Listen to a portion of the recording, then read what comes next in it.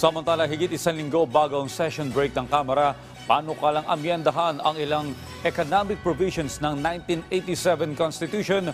Sasalang na ngayong araw sa plenaryo.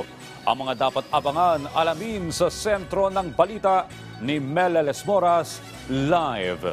Tiniyak ng liderato ng Kamara na mabibigyan ng sapat na panahon ang mga mambabatas na may katanungan pa ukol sa resolution of both houses number 7. Yan ay kasabay nga ng pagsisimula ng plenary debates ukol dito ngayong araw. Sa press conference dito sa Kamara kani-kanina lamang, siniguro ni House Majority Leader Manix Dalipe na magkakaroon ng pagkakataon at sapat na panahon ang mga mambabatas na may mga tanong pa at nais linawin ukol sa resolution of both houses number 7 o sa resolusyong nagtutulak sa pag-amyenda sa ilang economic provisions ng konstitusyon. Nitong nakaraang linggo, naipasa na sa committee level ang RBH 7 at ngayong araw, isasalang na ito sa plenary debates. Sabi ni Dalipe, 3 araw ng masinsinang debate ang ilalaan nila sa RBH 7 at sa Miyerkules target naman nila itong maipasa sa ikalawang pagbasa.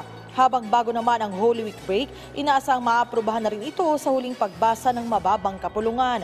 Sabi ni House Deputy Speaker J.J. Suarez, sa pamamagitan ng proceedings sa Kamara, umaasa silang mas maiintindihan ng publiko kung gaano nga ba kahalaga ang pag-amyenda ng konstitusyon para sa ibayong pag-unlad ng bansa. Ngayong sunod-sunod ang foreign trips ni Pangulong Ferdinand R. Marcos Jr., naniniwala ang mga kongresista na malaking bagay rin ang mga hakbang sa Kongreso para sa RBH 7 para makahikayat ng mas marami pang foreign direct investments. This will be a very busy week for the House. 3 days of plenary sponsorship and debates, 3 days. And the House of Representatives, since in time immemorial, has always shown that we really work hard, double time on taking up all these measures. Whether it is LEDAC priority measures or it is the priority measures suggested by the President of the Philippines, the House will really work fast because as we always say, ang mga miyembro po ng Kamara ay meron lang kaming 3 taon. So hindi kami pwede patulog-tulog, hindi po pwede kaming pabagal-bagal. So we really have to work and act fast on legislative matters.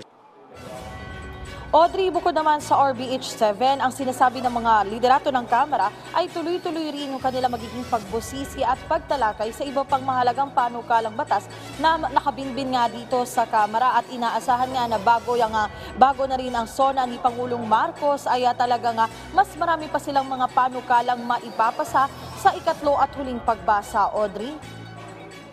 Sa isang statement, sinabi ni Senador Sani Angara na mas mainam kung tutulong mismo si Pangulong Marcos Jr. para mahikayat ang mga senador na sumang-ayon sa economic charter change. Natalakay rin ba yan sa press con ng Kamara? Ano yung mga sinabi dito ng mga kongresista? Audrey, kanina nga sa press con dito, isa yan sa mga naitanong at ang sinasabi ng mga kongresista ay talagang paulit-ulit naman na nasabi ni Pangulong Marcos yung kanyang hangarin na maamyendahan na yung ilang restrictive economic provisions ng konstitusyon.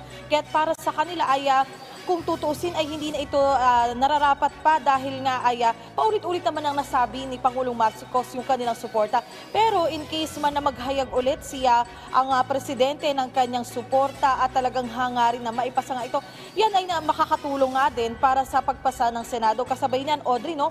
Kahit nga sa kabila ng mga issue at may ilan pa rin tumututol dito, buo ang kumpiyansa ng mga kongresista na talagang yan ay magtutuloy-tuloy yung pagpasa ng RBH 7, gayon din yung RBH 6 sa Senado dahil ang sinasabi nga nila ito ay para rin naman sa ikabubuti ng ating ekonomiya. Audrey? Maraming salamat, Mela Lesmoras.